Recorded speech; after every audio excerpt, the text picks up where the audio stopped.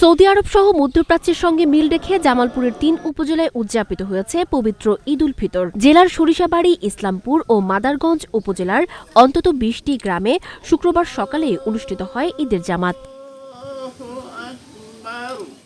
সকাল ৮:৩০টায় সরিষাবাড়ী পৌরসভার বলারদিয়ার মধ্যপাড়া মাস্টারবাড়ি জামে মসজিদ মাঠে অনুষ্ঠিত হয় প্রধান জামাত। এতে ইমামতি করেন মসজিদের খতিব আজিম উদ্দিন মাস্টার। ঈদের জামাতে পুরুষের পাশাপাশি নারীদের অংশগ্রহণ ছিল চোখে পড়ার মতো। উৎসবমুখর পরিবেশে একসঙ্গে নামাজ আদায় করেন শত শত মুসল্লি।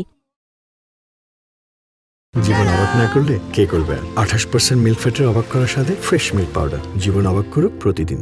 আপনি ধরেন আজকে জানুয়ারি, ফেব্রুয়ারি আপনি ইংলিশ মাস হিসেবে ধরেন, পুরো বিশ্বব্যাপী কিন্তু একইভাবে চলতেছে, যে জানুয়ারি, তারপর ফেব্রুয়ারি, মার্চ এভাবে চলতেছে। তো আপনি আরবি দিনগুলো ধরেন, আরবি মাসগুলো ধরেন, এভাবেই কিন্তু চলতেছে সব জায়গায়। ধরেন রজব, শাবান, রমাদান। তো রমাদান যে আমরা ধরি, রমাদান মাস পুরা 30টা হলো আলহামদুলিল্লাহ। তো 30টা রমজান হয়েছে। আজকে কিন্তু সৌদি আরবে চাঁদ ওঠার কারণে রাসূল সাল্লাল্লাহু আলাইহি ওয়াসাল্লাম বলেছেন যে চাঁদ দেখার সাথে সাথে তোমরা রোজা রাখো এবং চাঁদ দেখে তোমরা কি রোজা ভাঙো। এখানে আমি এবার প্রথম একদিন আগে ঈদ পালন করলাম, বা রোজাও একদিন আগে নিয়েছিলাম। এখানে ঐতিহ্যবাহী মাঠেরা সারা অনেক বছর থেকে এখানে আমরা আগের দিনে ঈদ পালন করা হয় আর কি, সৌদি আরবের সাথে মিল রাখে।